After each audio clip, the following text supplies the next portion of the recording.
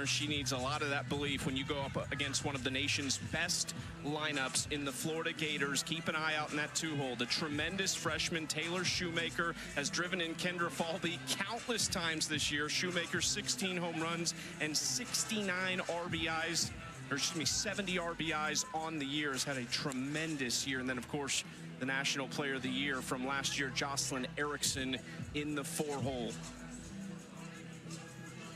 Florida doing something they rarely ever do last night, being held under really 3 runs, held to just 1 in that 2-1 loss in game 2. A special night for the LSU Tigers, picking up a crucial victory. Huebner delivers the first pitch inside to one of the best leadoff hitters in all of the country, Kendra Falvey, the senior from Odessa, Florida, who will try to set the tone for the Gators tonight.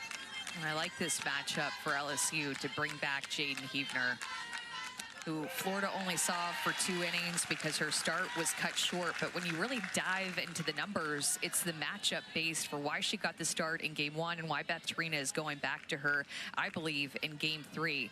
When you look at how Florida hits against lefties versus righties, their batting average against left-handed pitchers is significantly lower than against right-handed pitchers. So 361 off of righties, 280 off of lefties, and then not to mention when you look at, do they hit a rise ball or a drop ball better? They hit a drop ball better. Yeah, when you look at those splits, under 300 batting average against rise balls, it's one of Jaden Huebner's best pitches. And so when you think about, okay, left-handed pitcher who throws a rise ball and what Florida can do well offensively, I mean, they have a lot of strengths, but when you're looking at the matchups, Huebner is a tough matchup for them. Another lefty at the plate now in Taylor Shoemaker. 2 for 6 in the series with a couple walks. Huebner lets that one run outside for ball 1.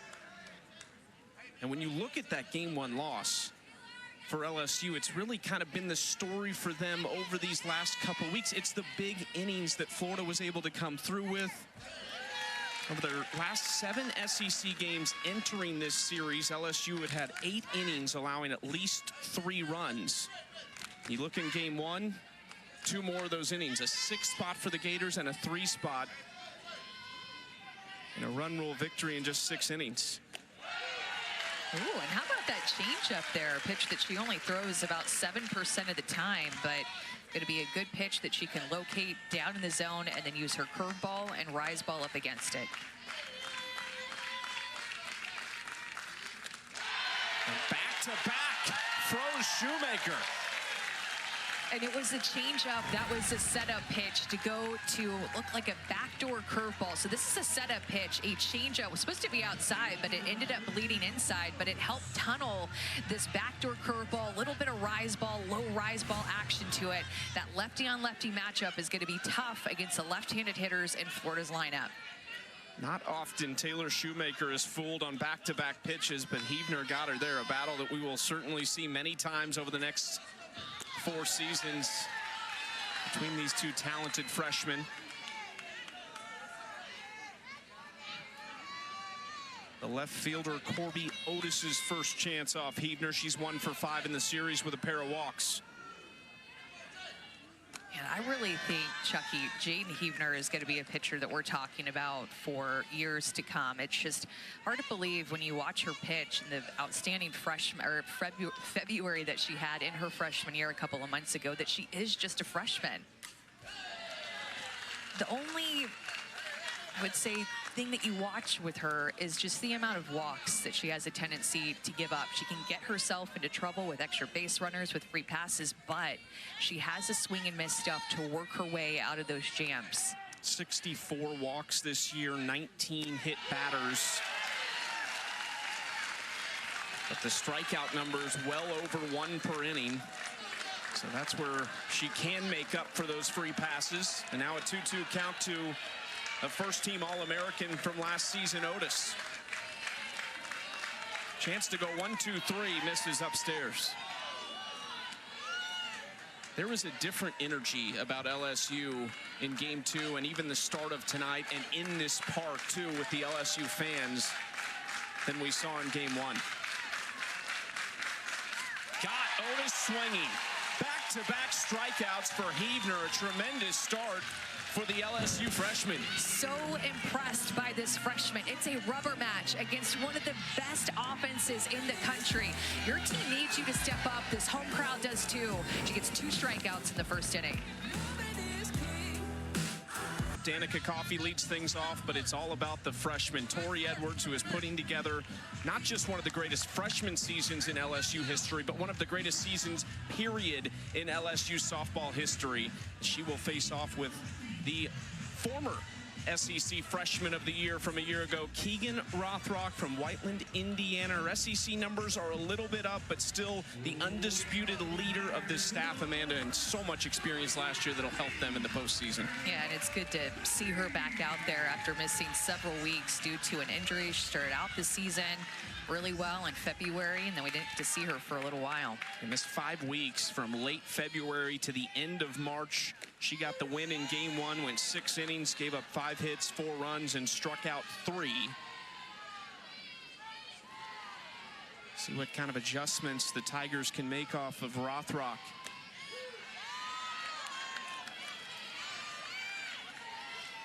Jumps ahead of Danica Coffey, 0-2 to start things off, and Coffey wants to talk to Beth Torina down the third base line. Yeah, Keegan Rothrock is going to be more up in the zone with her rise ball. She'll work a fastball as well, but she can throw a rise ball on multiple different levels. When that pitch is working its best, she's spinning it, not throwing through her spin, but letting that spin or relying on that spin to get swings and misses and locate that pitch at different parts of the zone. That rise ball is a pitch that she will use the highest percentage of the time at 40%. Also mix in a drop ball and a curve and even locate her fastball as well, which is what I think that we saw the first couple of pitches to Danica Coffey in this AP. It's a long conversation between Coffey and Torina as you look at Rothrock's line from game 1. This is a Florida staff that returns all but 11 2/3 of their innings from a season ago. An extremely young staff as Rothrock gets her first strikeout. Yeah, lived on the outside corner in that at bat to Coffey, and then in an 0-2 count, expanded the zone. About a ball and a half off the plate, got her to chase, went right at her. That's what we saw her do in game 1 too. She went right at these LSU hitters, even though she gave up those 4 runs. She threw a great game in game 1. Delivers strike 1 to Jayla Lassiter, the Ole Miss transfer. It's a 2-year starter. Big pickup in the transfer portal along with a couple others for LSU. This is hit in a shallow left field, taken care of by Riley Holtorf, and a quick 2 outs for Rothrock.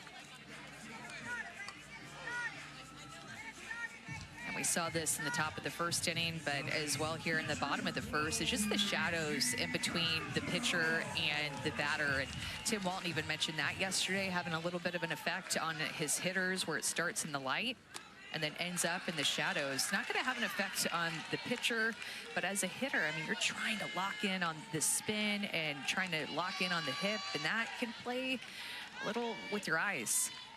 Pitcher's dream, right? You'll take it. Any help you can get against the hitters these days, you will definitely take it. I feel like if you're Keegan Rothrock, you got to talk to your director of ops for scheduling as far as game times go, and need some twilight games to try and get the shadows. Let that one get away from her for ball 2.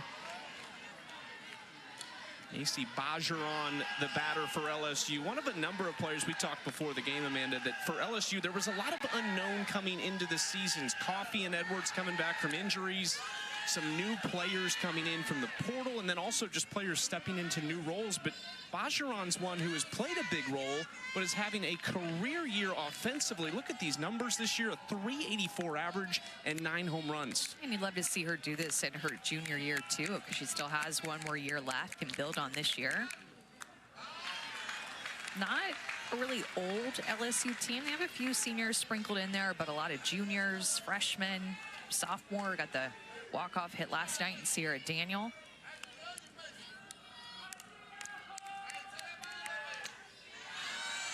And on the hands to Bajaron. Stays alive, 3-2. LSU's final 4 series in SEC play come against top 9 teams in the nation. They lost 5 of 6 on their Texas swing to A&M and to Texas, and then they finish next weekend with Arkansas. Well, it was difficult, too, because they were right there in so many of those games. I mean, it's been a tough stretch for LSU, but they've been creating hits and creating offense. Just have had an inning here or there where the game got away from them, and what easily could have been a win turned into a loss for them. 8th pitch is fouled down the left field line.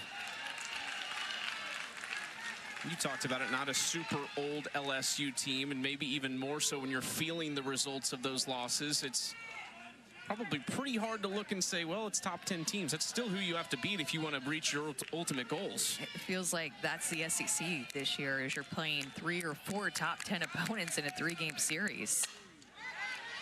Ground ball left side. Cahalan takes care of it. 1, 2, 3 innings for Rothrock and Heavner. Maybe a little pitcher's duel here in Baton Rouge. Names, when you think about the landscape of college softball, Tim Walton has always had, though, top-tier talent in Gainesville, year 20. And just the things he's done. I mentioned they've only missed supers 3 times in 20 years. That's absurd. And I feel like as of late, he's done a really good job of using the transfer portal with a player like Jocelyn Erickson transferring over from Oklahoma, but also Corby Otis, Kenley Cahalan, Riley Holtorf. And to me, that 2023 year, when they had to travel for regionals, is the year that stuck out to me. Is after that, something needed to change, something needed to shift in their program to never have to feel that again. Even talked to Kendra Falby about it, and she said, you know, we can appreciate that time back in 2023. It built character for us and the team, and we felt that. There's only 2 people left, actually, from that team that had to travel for regionals, but we never want to feel that again. You mentioned the transfers. They've had back-to-back NFCA National Players of the Year. One of them is at the plate right now, and Jocelyn Erickson. The other one, Skylar Wallace. Both came to Florida in the transfer portal. I mean, we know Tim Walton can attract top talent from freshmen, but now in this new landscape, he's proving that Florida is one of the top destinations for some of the best players in the country. And you mentioned Holtorf and Cahalan. Cahalan is the best bat from Alabama last year, and Riley Holtorf is a premier position from one of the nation's best programs in Washington, coming all the way across the country to Gainesville. Nice pitch from Heavner, freezes Erickson.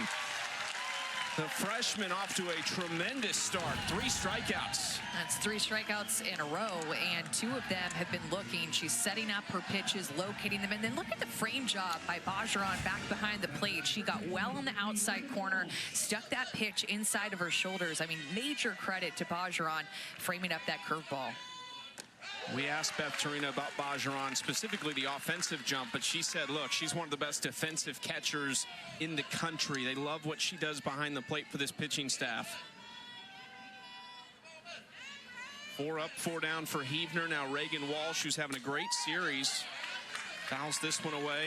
Did have a 5-game hit streak snapped yesterday, but drove in 3 runs in game 1. And I think, you know, when we're looking back at that 2023 season, their offense has really improved over the course of the past few years, to where this is a team that is back to their home run hitting ways. When they were winning in 14 and 15, that team had prolific offenses. And when you look at 23, 24, there's been a big shift with their home run numbers and also lowering their strikeouts. It's softly on the infield, long run, diving play can't be made. It was a great hustle by Daniel laying out, but that'll put Walsh on first base with an infield single. Yeah, great hustle by Sierra Daniels laying out for this ball. You're expecting Reagan Walsh, a power hitter, to hit the ball behind you, not in front of you necessarily, but falls in no man's land. Great hustle by her, an attempt to make that play, did everything that she could do. I got to go down as a single for Walsh. Ava Brown's turn, who homered twice in game one, and she is plunked on the first pitch. Tough spot now for Heavner, first and second with just one away. Yeah, this is what you have to be careful of with Jaden Heavner, is just to not let an inning like this snowball after a hit, and then a free pass like this with a curveball riding up and in on Ava Brown. Again, when Jaden Heavner gets in trouble, it's because of walks and hit by pitches. Now you bring Mia Williams to the plate. 17 home runs on the season. Watches strike one. Dangerous spot early in this game against a tremendous power hitter, Mia Williams. Very similarly to Bajaran, was having a great sophomore year after struggling at the plate a year ago. Just 18 hits last year, and she's about to hit that number in home runs this season. She's really upped her home run numbers, even had one in game one. It was a towering shot, too. The amount of home run increase that she's had alone, she's always had the power. It's just been lacking just the overall consistency in her at-bats and her mindset within a game, at-bat to at-bat, pitch to pitch. Team best 8 home runs in SEC play. This one off speed, she just fights it away. I mean, this home run that she hit off of Heavner in game one was a towering shot. I think it went as high as the light pole, and then it went really high, and then it just kept going over the left field wall. And that was the spark that Florida needed to just unleash offensively. Heavner, another one, goes up top and gets the strikeout. This is not a team that strikes out very often, so already 4 strikeouts. We're not even the first time through the lineup, and Heavner goes to this rise ball, ties up her hands. This pitch location is absolutely perfect. Worked her away at the perfect spot at the knees on the outside corner, and then brought that rise ball up. Good spot on the outside corner to Kenley Cahalan to start things off. You said it, Amanda. Florida, the second best home run hitting team in the SEC, but they are second least in the strikeout category. I would venture to guess not many conferences have those two stats aligned like that.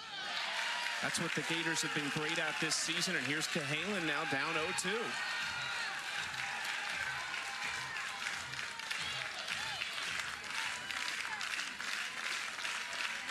Crowd into it in Baton Rouge. I'm really seeing Macy Bajaran work so hard back behind the plate. I mean, she always is, but there's just something different about the way that she's getting to this outside corner and framing up the outside corner to these left-handed hitters. 1-2. Off speed, hit softly towards center field, ran down by Daniel. Well, 2 on with 1 out. Heavner gets out of it. She struck out 4. 2 zeros to start the game. Keep their SEC regular season title hopes alive and make it a 5-team race. They will host the Sooners in Gainesville starting on Thursday. It has set up a fantastic final weekend in the SEC, though, Amanda, with just great matchups and storylines all over the place. It's all coming down to that final weekend. So many good series next weekend. It's Thursday through Saturday series, by the way. So fans, you better get watching on Thursday. Don't get caught a day behind. It's a great teaser for the SEC tournament and then into regionals starting on May 16th. You see Tori Edwards at the plate for her first at bat of the night. She's homered in each of the first 2 games and is 1 away from the LSU single season record set by Bianca Bell. It's fun to hear Coach Trina talk about Tori Edwards and just talking about it has just been off the charts what she's been able to do, and really, I mean, could never have quite expected this type of season. They knew that she had unbelievable talent, but the year that she has put together here has just been unbelievable. I mean, she can do all things. And as a freshman, a redshirt freshman, Coach Trina said that she is the most prepared hitter that they have in the lineup. Student of the game, loves to learn about her swing. She needs the 1 home run to break the record for Bell, 9 to break the RBI record. hit a home run off of Keegan Rothrock in game one. It was a line drive, just sunk over the left field wall, and then again on Sunday, hit one off of Ava Brown. More of a pull power type hitter when you look at her spray chart and her home runs. They really go over that left field wall. Chase that one. Rothrock gets the strikeout, her second of the game. Got her chasing on this full count pitch. This would have been ball four. She's looking to hit, sees one up at her eyes, moving not only up, but also away from her. Like a curveball with rise ball spin as well. Huge strikeout for Rothrock. Down to the 5-hole Rudity. First pitch swinging. Cahalan takes care of it. 5 up, 5 down for Keegan Rothrock.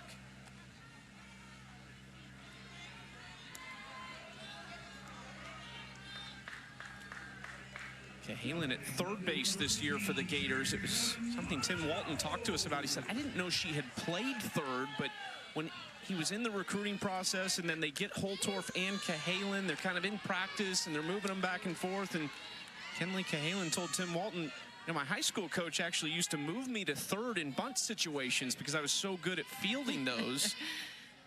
And here she is with a new home at third base after playing shortstop primarily at Alabama last year.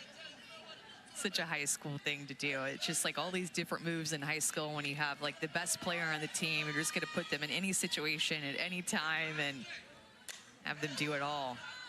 She said she really likes her backhand.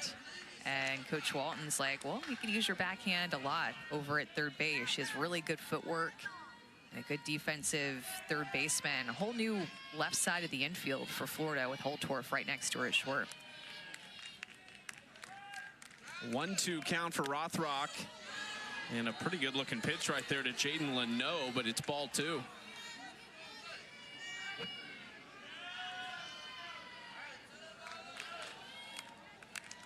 Leno 1 for 4 with a double and a walk in the series. Hard hit ball right side. It gets past Williams for a 2-out base hit.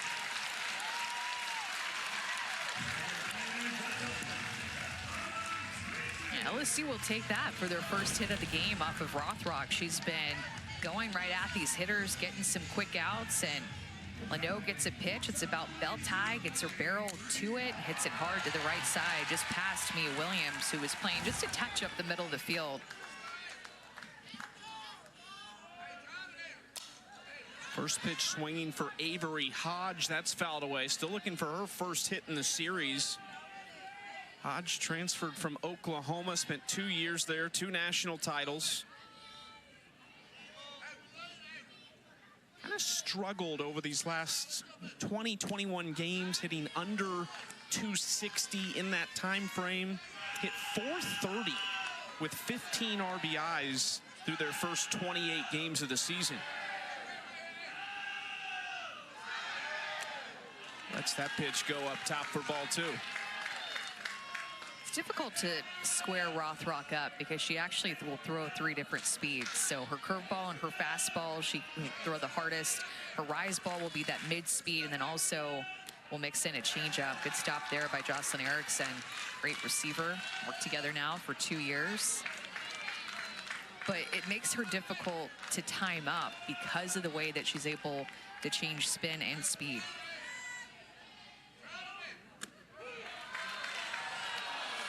Hodge thought that was a ball. It was not, and now a full count here. Erickson and Hodge were teammates for 1 season in Norman for Patty Gasso. 3-2. Into right field, almost right at Shoemaker, who makes the catch. They strand a 2-out base hit. Still zeros through 2 innings in Baton Rouge.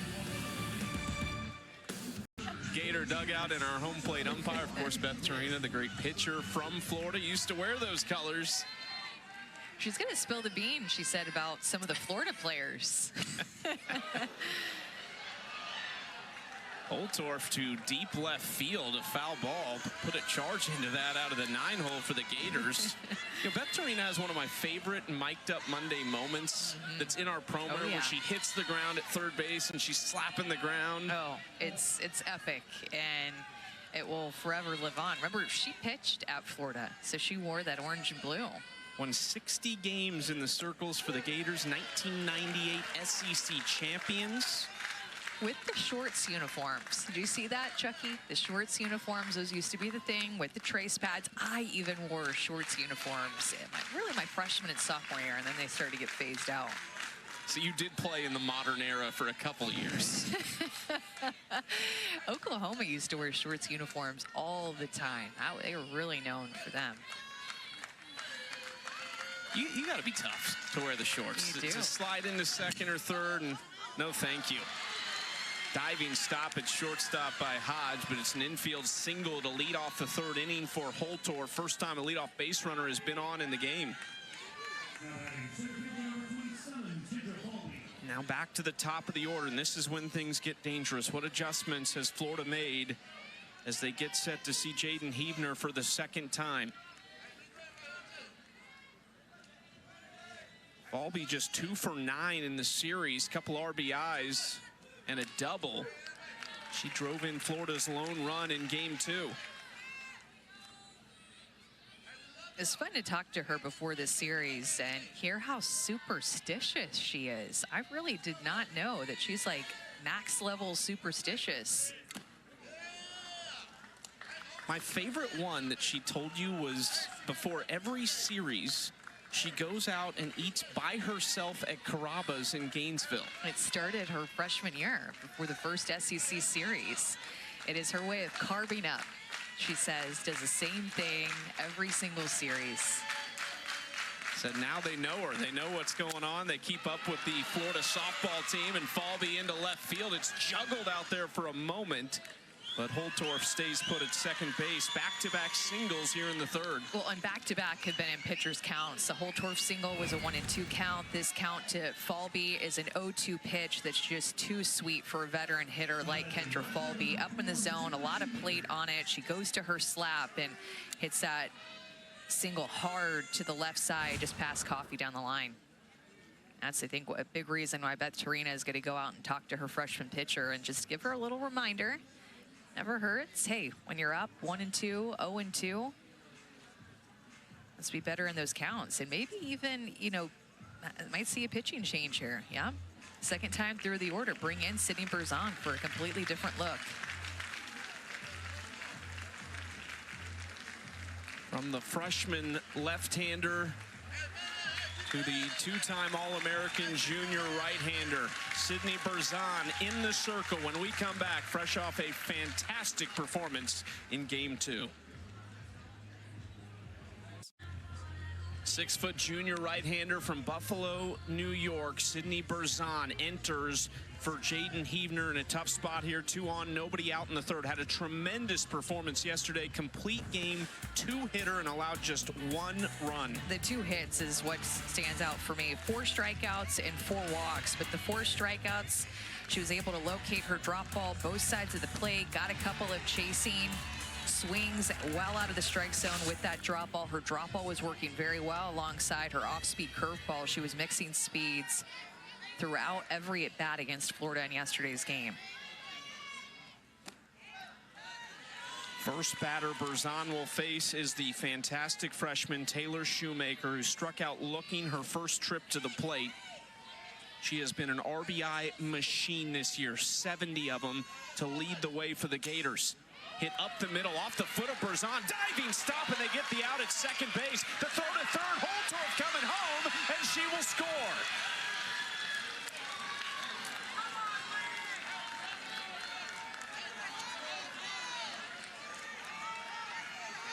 What a play by Sierra Daniel. It actually either knocked the glove off of Sydney Berzon or it fell off, but Daniel dives up the middle of the field. Hodge throws behind the runner, and Holtorf just decides to take off. And it looked like it was going to be a mistake, but nobody from LSU was communicating that she had decided to go home. So Coffey went down to tag at third base. Nobody was there, and then Holtorf was able to score. Florida breaks open the scoring here in the third. Still a runner in scoring position for Corby Otis.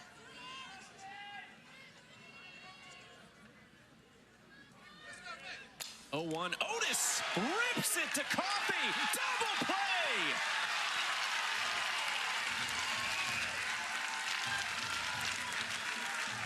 That ball was absolutely smoked. Danica Coffey making up for the mistake out on defense for her team, turning that hard line drive into a double play. Sierra and Daniel in on the action again. Florida takes the lead here in the third inning over LSU 1-0. We are joined by their longtime head coach, Tim Walton. Coach, game 2 and 1 just totally different. But after yesterday, of course, you faced the All-American pitcher. What was the message to the team coming into this final game? Well, you can't live in the past. You got to do a good job being present, finding ways to make little adjustments. We got fortunate there. We got good luck and bad luck all in the same back-to-back plays. But all in all, just live in the present, and do a good job making quality adjustments, but just don't do too much to deviate from what you're good at. Coach, what's it like to coach a player like Kendra Falvey on an everyday basis for these past 4 years? Yeah, that's wow, you're trying to hit my heartstrings here. Special. She's a special one. In my opinion, she's the best center fielder in the country. Covers ground, but what you don't see is how hard she works. The vibe, the energy, the presence, the leadership stuff she brings to us every day. And she's amazing. It's going to be tough to replace a kid like her, but I'm just happy she's done a good job of leaving a legacy with a bunch of people around her that can pick up the slack. She's a one of a kind. Appreciate it, Coach. Good luck. Thank you, guys. Go Gators. Said the vibe setter, and that's one of the things he talked about with Skylar Wallace. Said Falvey's really stepped into the role that they miss with Wallace from a tone setting perspective and a vibe setting perspective. One of the best leaders on the team this year. Yeah, and he also referred back to just year after year, players leave and then other players replace their leadership and different qualities about that player that left. Other players step up the next year to try to kind of fill that void that they leave whenever they do graduate.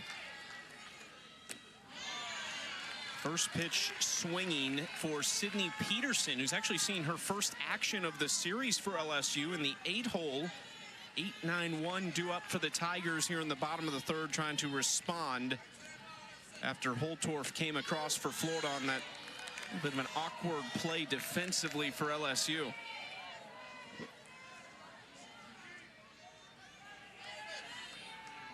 Peterson, a redshirt junior from Stockton, California, takes ball 1. I like the way that Rothrock has come out and had her second start of the weekend and how she's looked. This is a pitcher that had so many days off due to injury. Foul territory, a little bit of room over there. Cahalan does a nice job finding the dugout and makes the catch for out number 1. And that Alabama series, she got hit hard earlier on in the series and then recovered in game 3. And I feel like that game 3, I think you might look back at it as a turning point for her season, for Florida's season. She's such a huge part of their success the last couple of seasons. I mean, really shouldered a bulk of the load last season, taking it in the Women's College World Series. And it just seemed like when the game got bigger, she got better. Deeper and deeper as they went into the postseason. As a freshman, she was able to carry them for a good chunk of innings. And then unfortunately for her, was injured, missed a big chunk of time, and just has gotten better, though, since she has come back from her injury. She had a 1.07 ERA following her first appearance back against Auburn from injury, but since that point has allowed at least 3 earned runs in every outing but 1. That you mentioned at the Alabama game, 7 strikeouts in 6 2/3, allowed just 3 earned runs. Good game 1 outing against LSU. Holtorf snags that. It's going to go down as an infield single for Sierra Daniel. She walked it off on one of those yesterday. 1 out base runner for the Tigers. This is a pitcher, too, Chucky, with Keegan Rothrock. She always wanted to be a Gator. She grew up playing on her little travel ball team called the Indiana Gators, and she looked up to see what colleges had a Gator as a mascot, and there was only one. It was the Florida Gators, and so she dreamed of playing in this Florida uniform and being a Florida Gator after being an Indiana Gator. One of 3 sophomores on the pitching staff. Then you have the talented freshman Caitlin Oxley and the veteran Kara Hammock, who came in from UNCW. Nice pitch from Rothrock to Danica Coffey there. Back to the top of the order for LSU. Top 5 in the order, went 0 for 5 the first time through against Rothrock.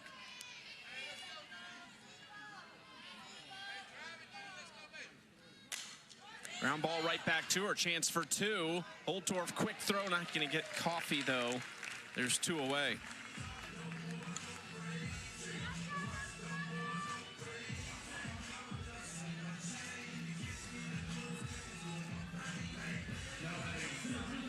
You know, the good thing about Keegan Rothrock is that she doesn't have to be perfect coming back from injury with this Florida offense. So, talked about the amount of runs that she's been giving up. Well, nothing so far through 3 innings for Rothrock. 3 zeros on the board, and after 3, it's 1-0 Florida over LSU.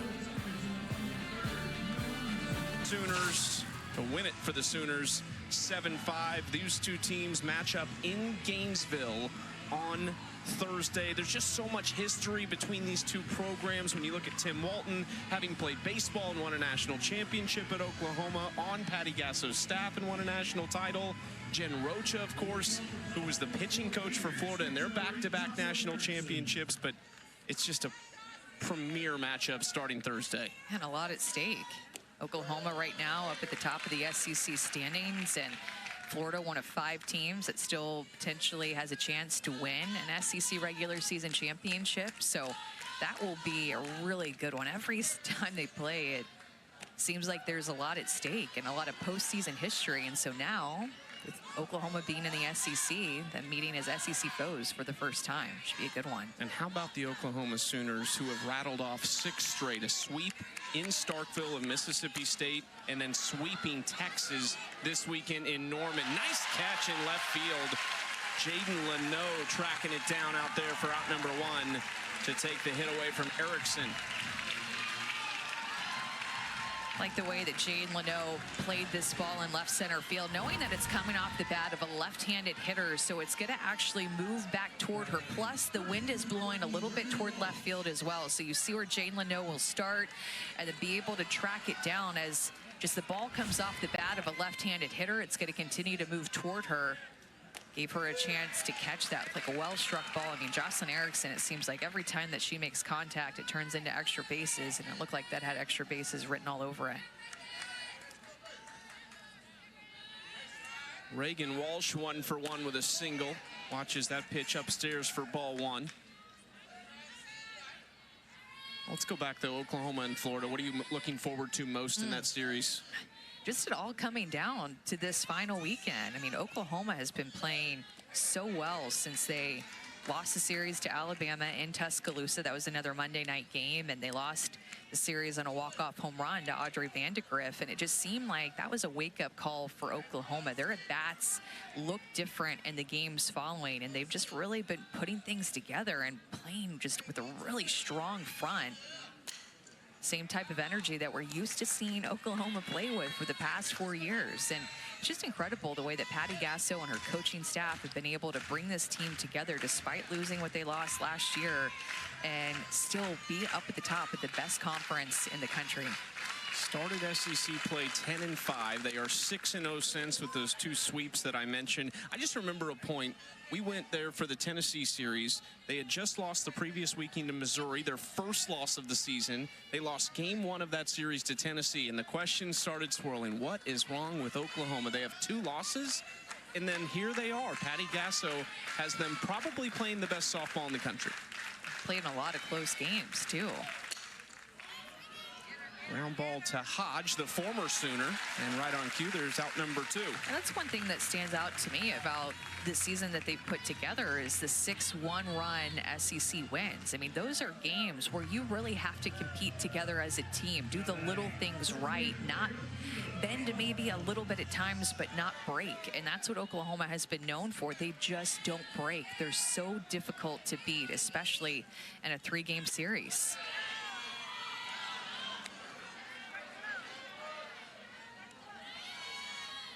Two away here in the top of the 4th for Ava Brown, who homered twice in game 1 of this series, her 5th and 6th of the year, including a grand slam.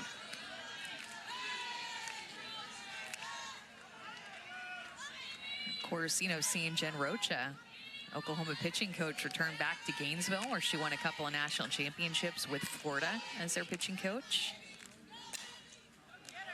Ground ball left side. Berzon goes 1-2-3. She has retired all 5 batters she has faced. Still just a 1-run game.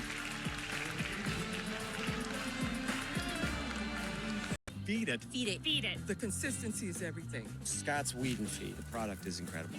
Look how thick my lawn is. And a thick lawn is the enemy of weeds. Our life is complicated. Our lawn, simple.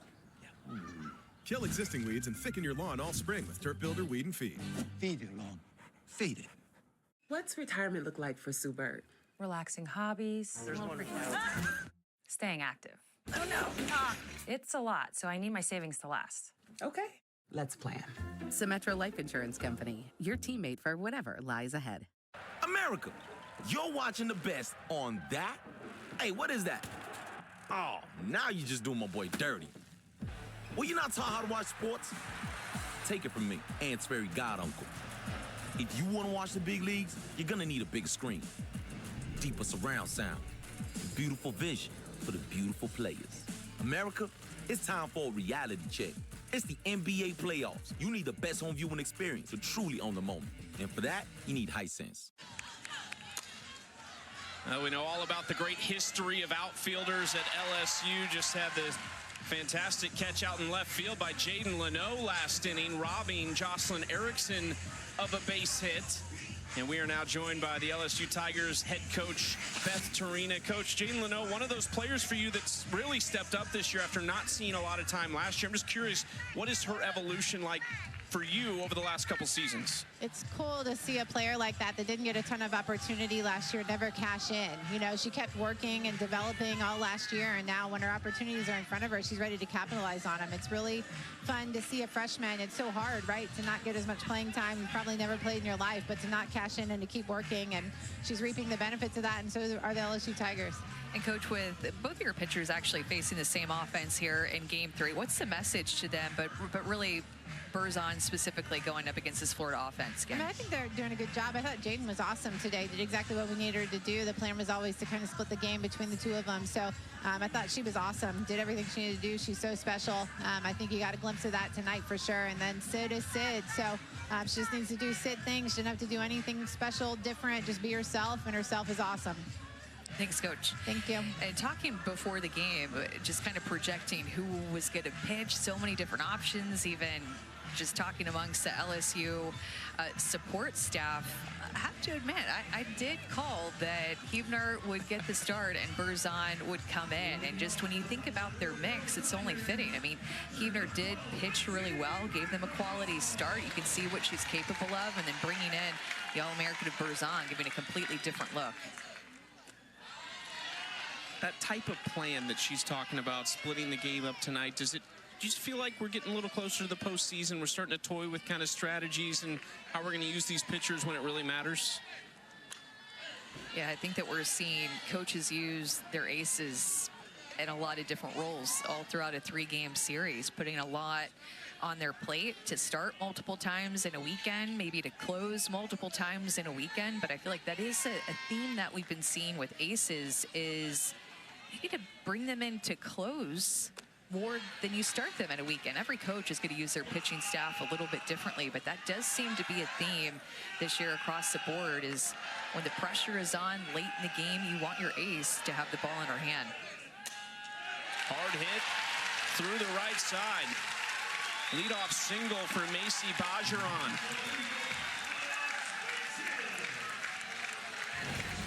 Good 2-strike swing here by Bajaran. Excuse me, a hitter's count, 2-1 count. Looking to hit, got a pitch. It's over the heart of the plate, drives it the other way, like that short swing through the 3-4 hole. She hit that hard. Looking to hit, though, in a hitter's count. Bajaran with the leadoff single. To make way for Edwards, who smokes one down the left field line foul. That was a violent swing from the ultra-powerful Tori Edwards.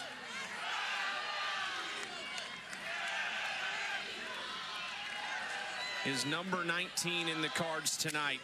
Crushes this to left center field, off the base of the wall. A double for Edwards. She's fired up, and LSU is in business in the fourth.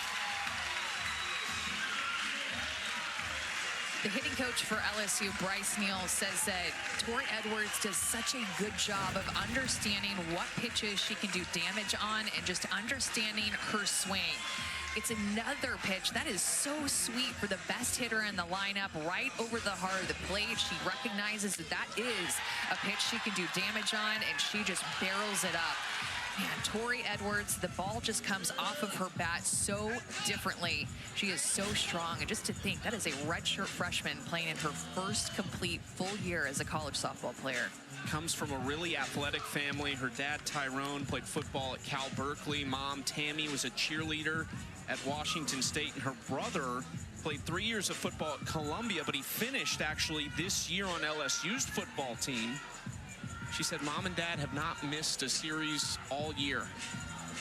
Well, and she's just really strong. The numbers that she can put up in the weight room are really something, again, just as a freshman. Talked about her dad's influence on that, and here it is, 405 pounds, an LSU deadlift record. See how hype her team gets for her, too. I asked her about her strength training background coming into the series, and she said that she started in 6th or 7th grade. Nothing super heavy, but just learning the basics and getting good form. She just wanted to make sure, her dad wanted to make sure as a strength and conditioning coach that she's getting her body movements right and that she was prepared to lift heavy later on. So she started that as a young age, and she did want to make sure America knows that she's not just power. She has this hidden speed about her, too, that she worked with her dad, a strength and conditioning coach, working speed and agility as well. She was more proud of the speed than she was of the power, which was interesting. Hidden speed. A lot of people don't expect it, she said.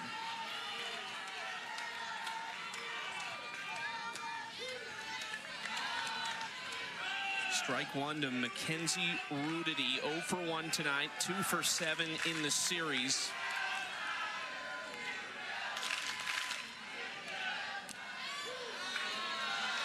Rudity falls behind 0-2 to Rothrock. Nobody out, runners on 2nd and 3rd. That's a pinch runner, Madeline Gilio, a senior from Louisiana who has not played all season.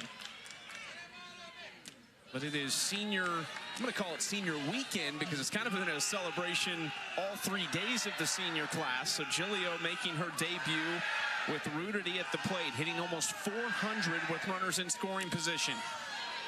That's a veteran take that Rudity just had on that pitch. I mean, this is the hitter that has the most experience in this LSU lineup alongside Danica Coffey, of course. Rudity has been so consistent her career. High chopper. And they just have to take the out at first. We're tied at 1. Rudity gets the job done to bring Gilio in. Good execution there by the LSU offense. I haven't seen execution like that this weekend from them. They've been scoring off the bat of Tori Edwards, and of course we saw Sierra Daniels with the walk-off hit. That was a ground ball to the right side as well. So last 2 runs that they've scored, they've been executing well with ground balls on the right side. Leno, first pitch swinging. She'll bring another in, and LSU has the lead.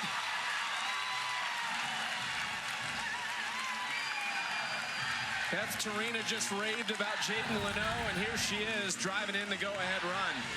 Again, ground ball to the right side, getting the top half of the ball, using their speed. LSU is not a big power offense in terms of home runs when you look at the home run numbers compared to Florida. But when they're scoring runs and generating offense, they use their speed and execution. Talked this week to their assistant coach, Bryce Neal, and he talked about how they really put the responsibility on these hitters 1 through 9 because they like their team speed to get themselves to second base. As that ground ball out from Hodge moves Leno over to second. And one of the things they talk about is fighting tigers. It's something they track every game. And Bryce Neal said they want 8 fighting tigers per game. So one of the things they track is home to first speed or steal time or just getting a steal. And there's multiple ways to earn those fighting Tigers, but it just kind of speaks to the scrappiness of this offense and how they want to play. Yeah, I think that's a good word. And the fighting Tigers are things that anybody can achieve. It's really just about effort. There's 8 different ways that they can get a fighting Tiger, and all of them are things that are within their control. It's really an offensive-laden assistant coaching staff with Bryce Neal, Sandra Moten, the former Sandra Simmons, who played at LSU, went to 2 Women's College World Series, and then their director of player performance and analytics, Zach Germain. Slow grounder there. They retire Peterson and strand a runner. But LSU takes control 2-1 after 4 innings. Tigers looking for a big series win. That they walked off the Gators in last night's game to tie up the series. Not very often that all 3 runs in a game are scored with just a ground ball to the second baseman. But let me tell you, home runs are really pretty and sexy, but that ground ball to second base will score a run with the runner at third base as well. That's what you were looking for at the plate, right? In your playing days, that grounder to second base. It'll do the trick. It has been the key for LSU this weekend. Now you give your 2-time All-American pitcher a 1-run lead with 3 innings to play. Rothrock's been really good in the circle for Florida. That's that off-speed curveball that Sydney Berzon was throwing a lot to these Florida hitters yesterday. It has such tight spin and gives them a different look. And of course, Smokey Eds, the home plate umpire, wants to take a look at it because it was hit off the end of the bat of Mia Williams in that foul ball. So just making sure it didn't cut it up or anything with that swing. Berzon ahead of Williams, 1-2. Too far outside for ball 2. When you're facing a team the second time in a weekend, how much different is that second outing as far as approach goes? You just don't want to, you just have to be able to mix it up. I mean, it is just different pitch calling that Beth Torina is going to be putting in there, not getting predictable. Most important part, and what worked so well for her against the right-handed hitters that had power, like Mia Williams, like Ava Brown, like Corby Otis, was her inside drop ball that she was throwing.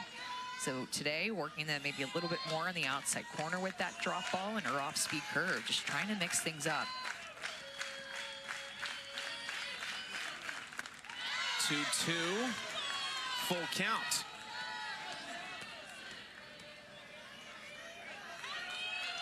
Berzon gave up just 3 earned runs in her first 22 1/3 SEC innings pitched. But had given up 27 in the last 36 entering this weekend. There's another strikeout of a Florida batter. And this pitch had some late break to it. I think Mia Williams thought it was going to do something different, maybe go more down, but it was a drop ball that cut back across the heart of the plate, so it ended up looking like it was just down Main Street, but it froze her enough for that looking strikeout. Berzon has faced 6 batters and retired all of them. Now faces Kenley Cahalan for the first time.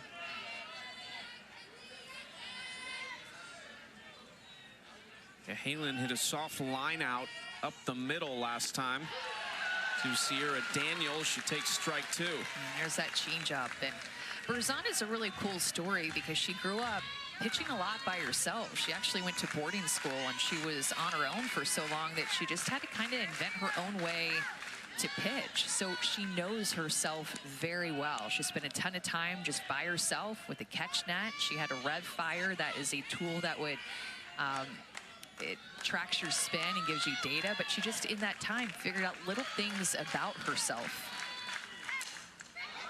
This one's golfed into left field. Leno runs it down again. 2 away. So because she spent a lot of time on her own, she learned to pitch on her own and be her own pitching coach really well. Really has a feel for her spin and velocity to the point where Coach Torina said when she came in, she could say, all right, throw this pitch at this speed with a little bit of tilt, and she could do it. So it's been really cool and video game-like, Coach Torina said, for the past couple of years to call pitches for her and work with her because she's so unique with how well she knows herself and can make adjustments on her own. What do you think the most important thing is for a pitcher now versus maybe when you played, with just all the tools that these other teams have and the video and analytics they have on you? Mixing speeds. Being able not just to throw 2 speeds, but being able to throw 3 speeds like you see with Berzon, as well as Keegan Rothrock. I mean, you have to be able to change speeds and mix things up against these hitters. Fantastic series for Berzon so far. 9 2/3, just 2 hits allowed in the 1 run. That one froze Holtorf for strike 1. Don't think she had any intention though. 3-0. I mean, she can throw 70 if and when she wants to. And she's been able to touch that throughout her career. But at the end of the day, she can change speeds like that. Holtorf deep to left center field and carried and gone. Riley Holtorf, her 5th home run of the season, ties this game at 2.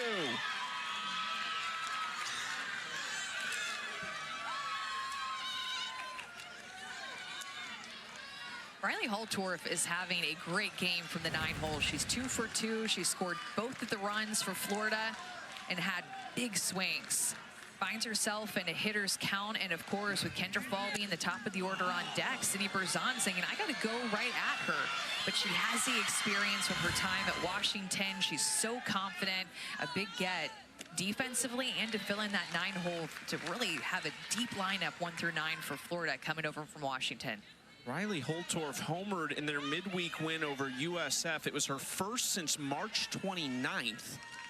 Just her 4th of the year, and then she gets her 5th just a few days later here against LSU to tie the game. That jumps over the glove of Hodge and puts the speedster Falvey on first base. Now all of a sudden there's 2 quick outs. Now one of the best home run hitting players in the lineup is going to have a chance to come up in this inning. Taylor Shoemaker. 16 home runs on the year for the talented freshman Shoemaker. They've been to all different parts of the field. She's just such a talented hitter. She can spray the ball all over the place.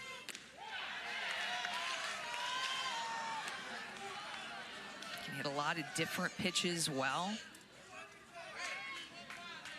Has not had the drop-off that you often see from non-conference to SEC play. She's hitting .338 in SEC play, 8 doubles, 4 home runs.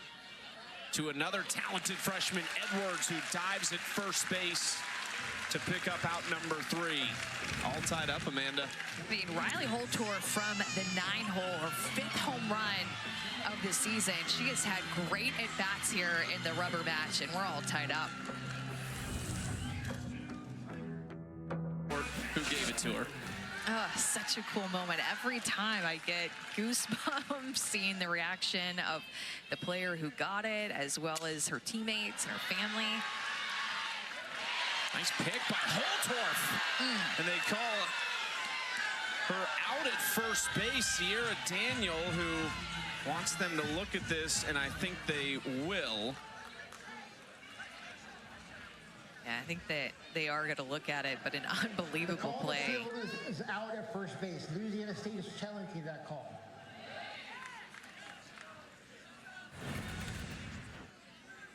We'll see if it stands. Riley Holtorf going to her backhand and then getting rid of it so quickly, throwing across her body. Let's see. When we really look at it, I think she got her. From those angles, it looks like she did. Well, that was quick. They have been so quick on the video replay reviews this weekend. Birmingham is stepping up their game for the final couple of weekends.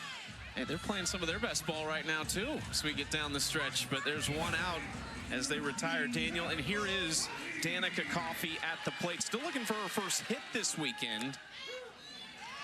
But one of what will become 12 players to receive a golden ticket from the AUSL, that inaugural season for the new Pro League coming up in early June.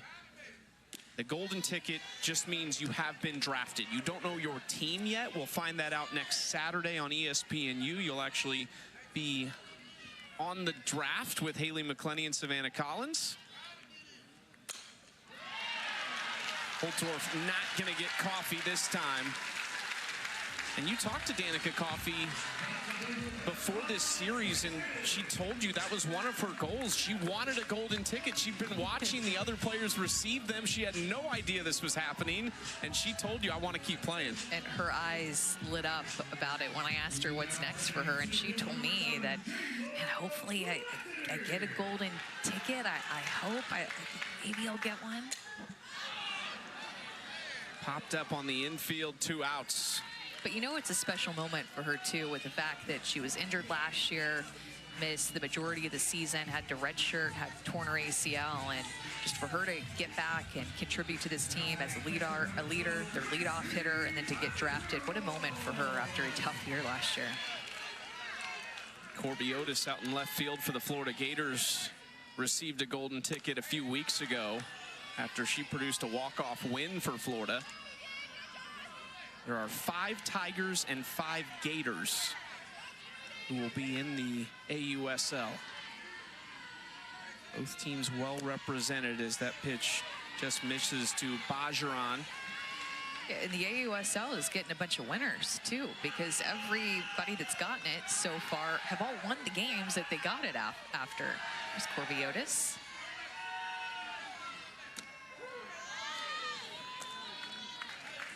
Makes the celebration that much sweeter. That much sweeter.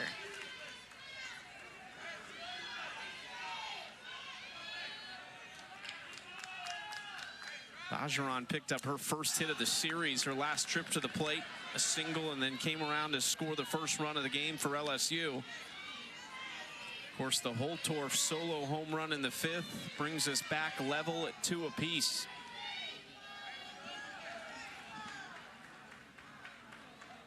Quick visit here for Stephanie Van Brakel Prothro, the new pitching coach for Florida this year. 2 years as the head coach at Memphis most recently, 12 years as an assistant coach at Alabama, and of course was a tremendous player in her own right for the Crimson Tide.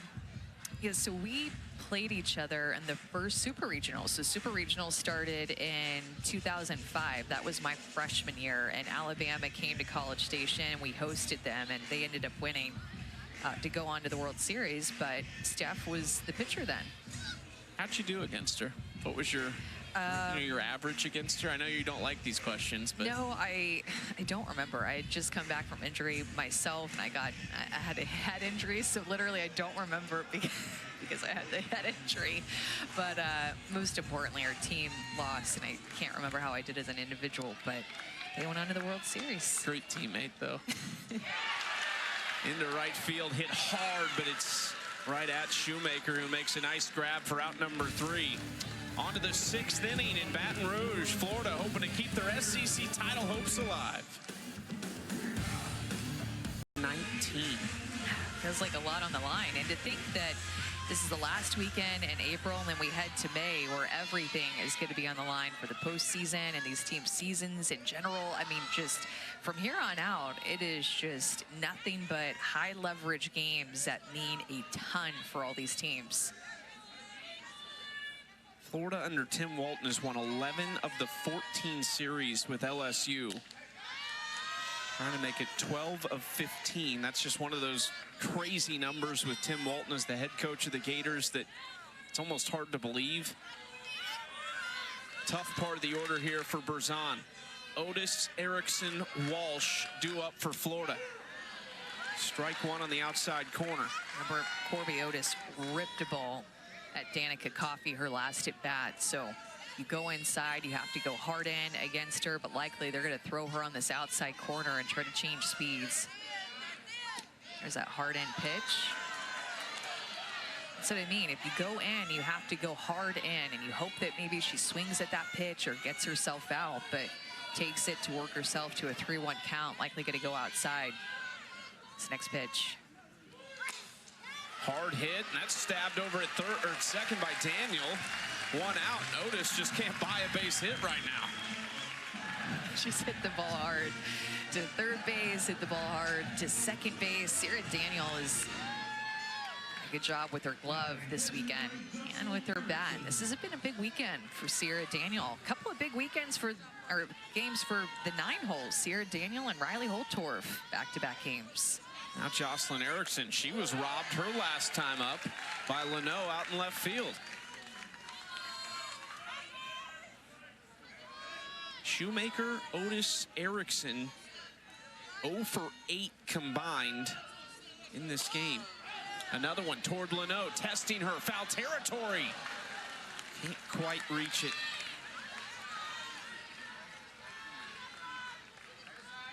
Mentioned the outfielders for LSU, just that history, especially out in center field with AJ and Aaliyah Andrews. But one of the things Beth Torina talked about, now Jayla Lassiter is out in center field roaming around for LSU, but said what she hears from a lot of players, you know, they grew up watching AJ and Aaliyah and wanted to be like them.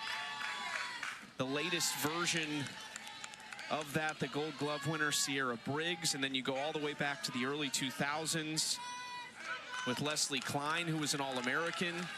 It's kind of been going on for a while here in Baton Rouge.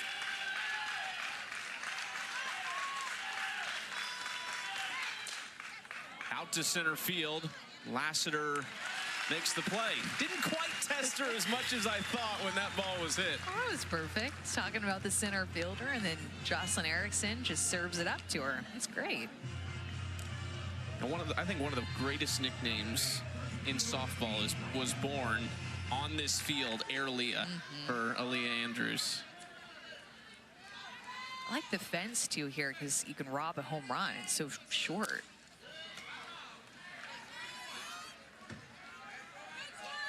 Of course, Tim Walton talking about his center fielder earlier, Kendra Falby, saying he thinks she's the best in the country. And speaking of robbing home runs, she has made some unbelievable catches this year. 2 outs for Walsh. Oh, man, over the head and diving just out of the reach of Lassiter. Walsh rounding second, and she's going to be into third base with 2 outs.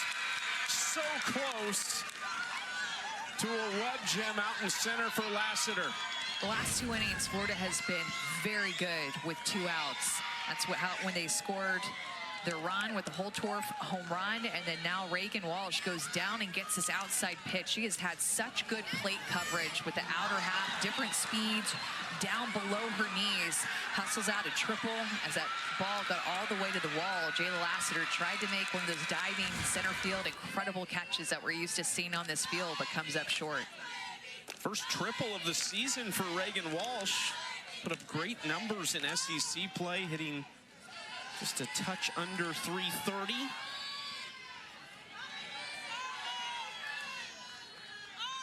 A chance for Ava Brown.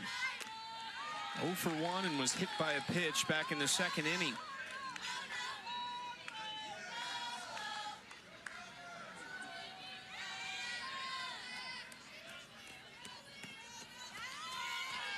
Ahead in the count, 2-0. Takes strike 1.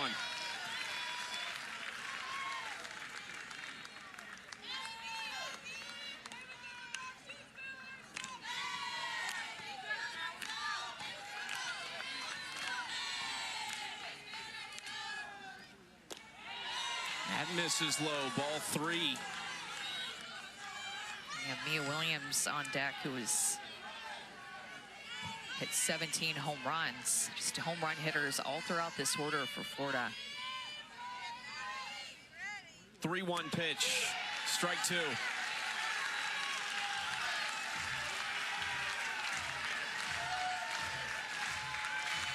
Williams waiting. Full count to Brown. Berzon delivers, and it's fouled down the third base line. Ava Brown up in the lineup in this game. She'd been hitting in the 8-hole. Had had some great at-bats in this series, a couple of home runs in game 1, so moved her up to the 6-hole in this game. Brown, a sophomore from Montgomery, Texas. Dual threat, goes down looking. Berzon strands the runner at third to keep us at 2-2. This is the second time time that Cindy Berzon has thrown a drop ball like this, it just has frozen. Hitters are expecting it to go down. It stays up, but it works. Bottom of the 6th. Here's Tori Edwards, who doubled her last trip to the plate, scored the go-ahead run at the time, but since then we have been drawn back even at 2-2. Edwards has hit 4 home runs in the 6th inning or later this season. That's second best in the SEC. She's homered in each of the first 2 games of this series and has homered in 5 straight SEC series. 1-0 from Rothrock, 2-0. Couple of pitches that really missed big. See if on a 2-0 count how close she comes to the plate here, knowing one swing can change this game. 3-0.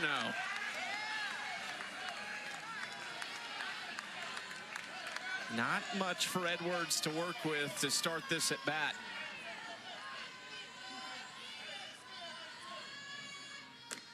There's a, looked like a close. I thought that was actually going to be a strike. I was going to say there's a strike that is more over the heart of the plate. It looked like maybe they're going to start challenging her, but I think that with the way that she's been swinging the bat, I think you have to make somebody else beat you. So pitch around her, even go ahead and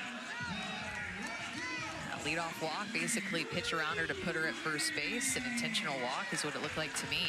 Make somebody else beat you. So the potential record-breaking swing has to wait at least one more at bat, looking for the single season home run record that is owned by Bianca Bell. She has tied that at 18. Now Mackenzie Rudity. 6 balls in a row now for Rothrock.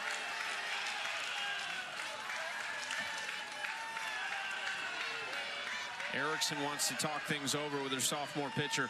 A good time for a timeout. I mean, just think about where we're at in this game, where we're at in this series, and Jocelyn Erickson knows Keegan Rothrock really well. Get to talk to her defense a little bit as well. We always talk about the grind of the SEC season, but here we are kind of at the end of the regular season. What's this like as a player? I mean, feels like you maybe get lost in it a little in the middle of it, but now that we're here, you know the postseason's around the corner. What are those feelings like? I mean, you're tired, but you just still want it, especially when an SEC regular season championship is on the line, and you want to do whatever it takes. And both of these teams are just playing for a little something extra. LSU playing just to continue to get back on track after a tough couple of series against A&M and then Texas. A tough start to this series, getting run roll. 7 straight balls. Rudity ahead 3-0.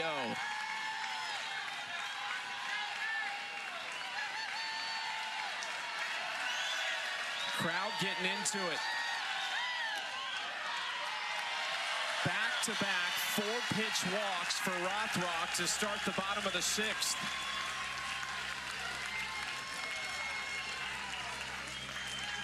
The pressure is building.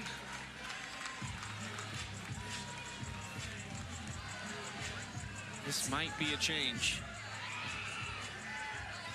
Ava Brown out in the bullpen warming up. Tim Walton looked that direction. And it looks like we will have a new pitcher as Rothrock's night comes to an end here in the bottom of the 6th. It will not be Brown. It will be the freshman Caitlin Oxley, who we saw in game 2 come in for an inning, gave up 2 hits, 1 earned, and 2 walks. Oxley, though, really stepped up in the absence of Rothrock when she missed those 5 weeks with injury. She's from the state of Florida. Earned Florida's lone win over Texas as a starter in that series, but another really impressive young arm for Tim Walton. Yeah, and they've used her in a lot of different ways to be able to start her in the absence of Keegan Rothrock, and then be able to use her now more in relief, but have a lot of confidence to start her as well. Really good spin and more upspin out of her hand with her rise ball, screwball. and curveball, and then she'll mix in that changeup. So really nice kind of equal 4-pitch mix. Will heavily rely on that screwball as her go-to pitch. Tim Walton talked to us on our call with him this week. Said we really threw her into the fire when Keegan was injured, and she did a great job of just holding it down. In a little bit similar way, you know, Keegan Rothrock, you talked about it, really thrown into it last year, carried the load. Oxley stepped up big in those moments. This is a talented pitching staff. She will face Jaden Leno, who has 2 singles and an RBI tonight. Edwards on second base, Rudity over at first base. Well, it's a really revamped pitching staff for Florida after traveling for regionals, not getting a top 16 national seed in 2023. That was a pitching staff that in their ERA was 165th best in the nation. And then last year with bringing in Ava Brown and Keegan Rothrock, a revamped pitching staff, they essentially cut that in half in terms of finishing 70th. And then now entering this series, they're 30th in the nation in terms of team ERA. So that team ERA has progressively gotten better and better with bringing in young, new, talented arms like Caitlin Oxley. 0-1 pitch, Leno into right center, it's down. Edwards had to hold up though. The throw was a little bit wild, but it does allow for Rudity to get back to second base after her big turn, and now the base is loaded with nobody out. Have yourself a game, Jaden Leno, defensively and at the plate. She crushes this ball. Kendra Falby was shaded more toward left center, so it made a lot of room up the middle of the field for that ball to fall. And Tori Edwards, because she needed just to make sure that a center fielder like Kendra Falby was not going to catch that in the air. It held her up so she could only get to third base. Bases loaded for Avery Hodge. First pitch swinging toward Falby, makes the catch. Edwards tags up, and LSU takes the late lead.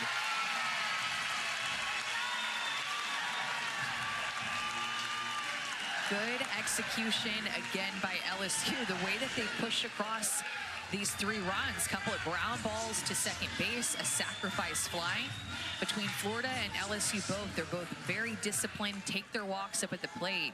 A couple of teams that have the most walks in the country.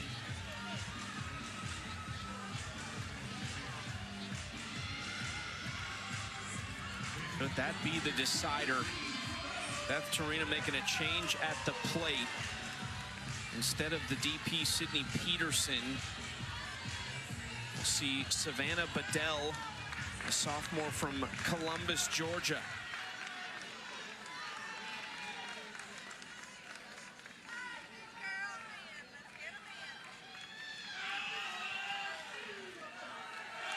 Hitting .273 on the season, a home run and 7 RBIs. Family of athletes, dad, brother, and sister, all college athletes down the third baseline. Bedell comes up big.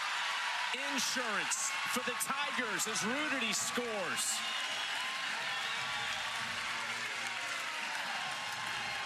And that's a way to capitalize on a couple of walks that started off this inning. Bedell just goes up and swings hard, and that's what Coach Torina said about Bedell a couple of weeks ago, is that no real plan. She just goes up and swings as hard as she can. She has a high exit velocity. That ball jumped off of her bat the first pitch she saw.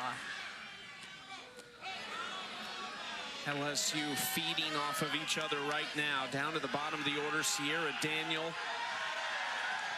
who was retired on a tremendous play at shortstop by Holtorf. Her last trip to the plate, singled back in the third. Erickson wants to talk with Oxley. Such a good job of fighting in this game, fighting in last night's game for the walk-off win. And after that game 1 run rule, when Florida won 14-4, Beth Torina said post-game that she was a little bit disappointed in the responses and the fight from some people. And maybe a little bit of a wake-up call after game 1 of this series, because you're seeing more fight from this team, especially in this game here on the win. Always talk about turning points in a season for players or teams. Wow, that is up and gets Daniel. Fortunately, she ducked, and it did hit the helmet. She looks like she's okay, but a scary moment. They're going to immediately check on her, but she's all smiles. Ooh.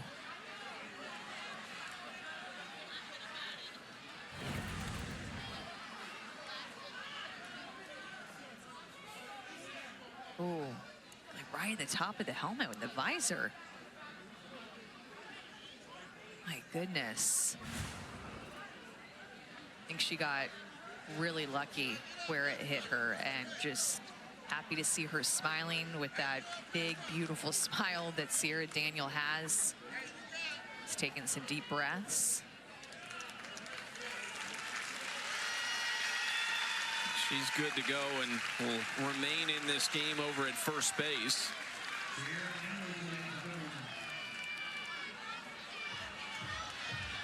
Razan looking on. Bases loaded, just one away for the leadoff hitter, Danica Coffey. Oxley misses outside, ball one. LSU has hit 6 grand slams this year. Coffey has one of them.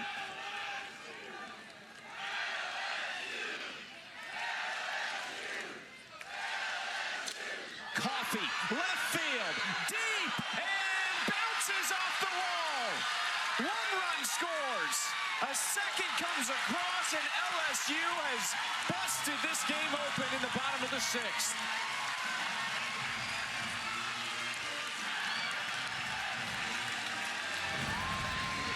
Danica Coffey was 0 for the series before this game, and she has stepped up in her last 2 at-bats. Her last hit was a chop slap, and now she's just showing off her power. I thought this had a chance to get out of here. The senior on senior weekend, pushing across a couple of RBIs. She has had a higher slugging percentage, a little bit more pop in her senior year. Every run with the Florida offense coming up to bat in the 7th is big-time insurance run. Said when she came back from that knee injury, she wasn't able to slap right away because of some restrictions, and so did a lot of swinging away, and she's happy with all the tools she has at the plate. You see it right there, a little pop from Coffey.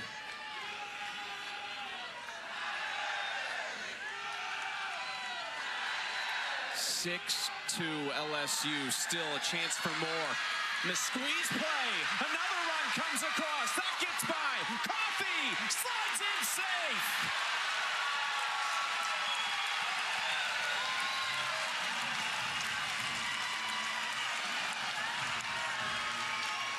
Execution to the max we're seeing in this game by the LSU offense. The call on the field is safe at home plate. Laying down the bunt, using their speed, going with the squeeze, and Caitlin Oxley just completely misplays that. And then the backside runner, Coffey, getting her foot in underneath the tag. This is the LSU speed and their offense we're used to seeing. It's what has led to the successful offense all season long when they're playing at their best, taking extra bases, executing left and right. We have seen it all game long, and now 6 runs scored in the bottom of the 6th inning. What an inning for them. Tim Walton did challenge the call at home that Coffey got under the tag. Call in the field was safe. After review, the call on the field has been upheld. The runner is safe. Oh yeah, she got her foot underneath there. First down to the game. Running hard from second base. That was a misplayed ball by Caitlin Oxley, and it's one thing to give up the squeeze run. It's another thing to commit the error that then Coffey is able to capitalize on. You saw her foot get her foot underneath the tag by Reagan Walsh. Again, this LSU team speed is the fastest team that they've had in a long while. Great look from our Hawkeye view of that down in Birmingham. Oxley departs. A 6th run, 6th inning for the LSU Tigers to lead Florida 8-2. Olivia Miller, the sophomore from Orlando, comes in, has only thrown 11 2/3 in SEC play with a 3.0 ERA, sub-2 ERA on the season for Miller, who threw 31 2/3 last year, their 3rd most used arm. Just trying to put a Band-Aid on this right now. Just about coming in and stopping the bleeding. What an inning for LSU, just taking advantage of a couple of leadoff walks. Remember, they pitched around Tori Edwards. That's how this inning started. They chose not to pitch to her, a 4-pitch walk, and then Keegan Rothrock going up against Mackenzie Rudy just couldn't find it after that. It looked like that pitching around Edwards was on purpose, but then the walk to Rudy was not on purpose. Just could not find her release point again, and LSU was just definitely taking advantage of those couple of walks that just poured it on. Edwards is on deck now. She might get a crack at it in this inning. Runner on second, one out for Macy Bajaran. Takes strike one from the lefty Olivia Miller. You touched on it, Amanda, but just to go back, I mean, the feeling, the vibe from LSU after game one, if somebody would have told you we were at this point, it's hard to believe that LSU would potentially be taking this series from Florida. It just didn't seem like they were playing well. It didn't seem like they were in a good place with how they were playing at all. Before their Texas road trip, they had lost the last game of their last series and then went to College Station and stayed in Texas and then traveled over to Austin. A long road trip for them where they went 1-5.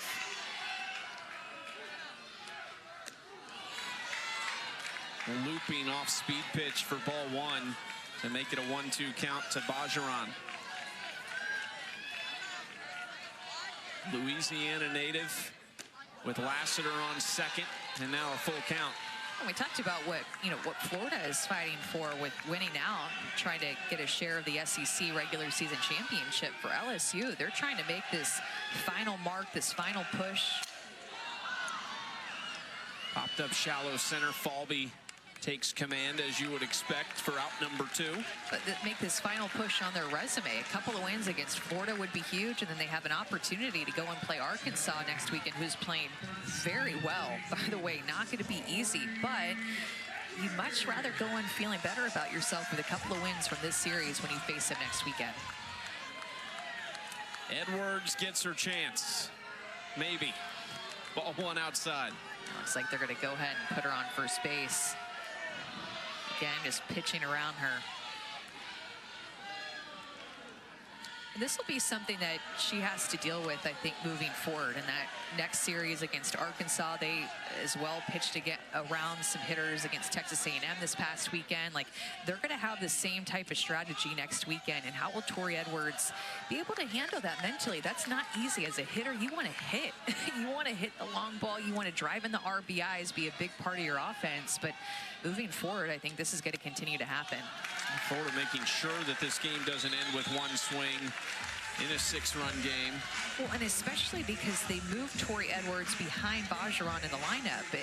The first 2 games of this series, Tori Edwards was in the 3 spot, Bajaran was in the 4, and so that gave Tori Edwards a little bit of protection, but they changed that in this game, and they've been pitching around her. Rudy, she is 3rd on the team with 3 home runs. There's a 1-0 count in this lefty-lefty matchup with Miller. 0 for 2 with a walk.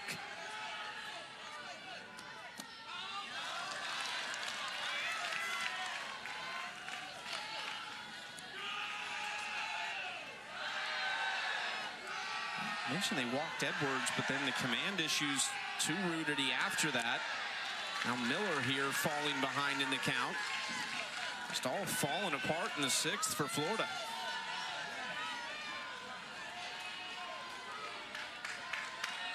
They were so close to taking the lead on that 2-out triple by Reagan Walsh in the top half of this inning. Bases loaded, winning run at second base.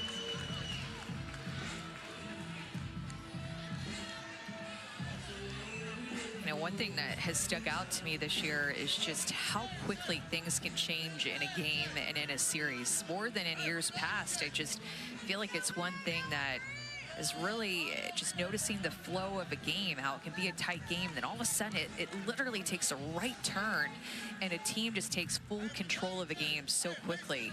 And I think that that's why this postseason is just going to be kind of nutty. It's just going to be wild. There's no clear-cut #1 team. Every team feels like they're in almost every game or in these series. So many upsets, walk-offs. It's going to come down to the final innings and the final outs here moving forward.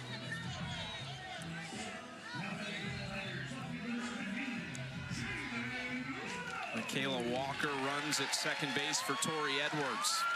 She represents the winning run in this game, and you can be certain LSU would love to end this early against a Florida offense who has shown they can put up numbers in any given frame.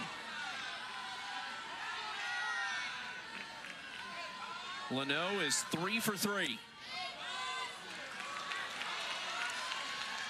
Takes that inside ball 2-0. LSU absolutely living ahead in the count in this inning, 3-0. Had good discipline all year. It's what has led to an improvement in their offense this season. Two of the top 3 teams in the country when it comes to walks. There's strike 1.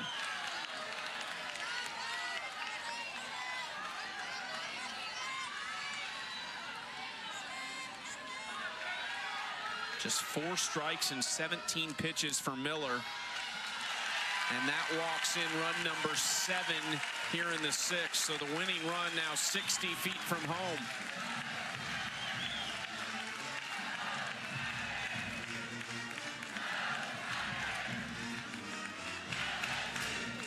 In this inning, there has been 6 free passes in this inning.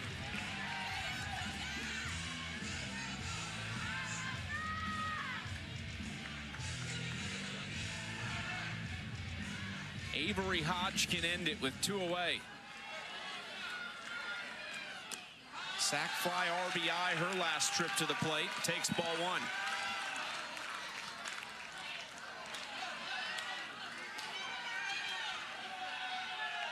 Tim Walton wants to talk it over with Miller.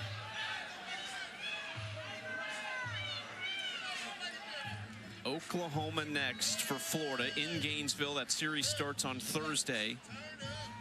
LSU heads to Arkansas to finish their season.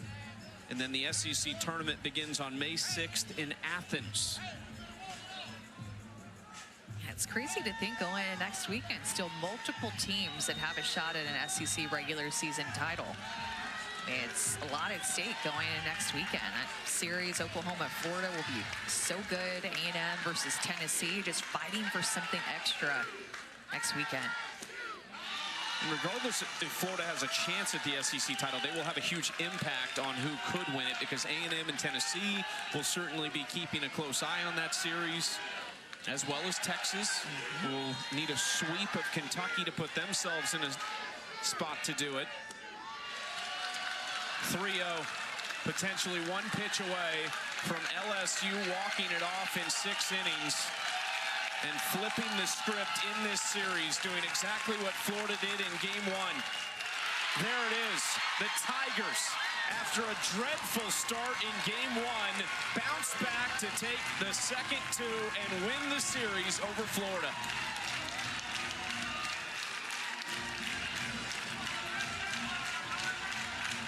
Their first series win over the Gators since 2019. Such a huge turn of events from that first game. They got run ruled 14-4. Game 2 was a pitcher's duel with a walk-off ending, and then they have the final say, the last word to have the run rule of Florida on their home field.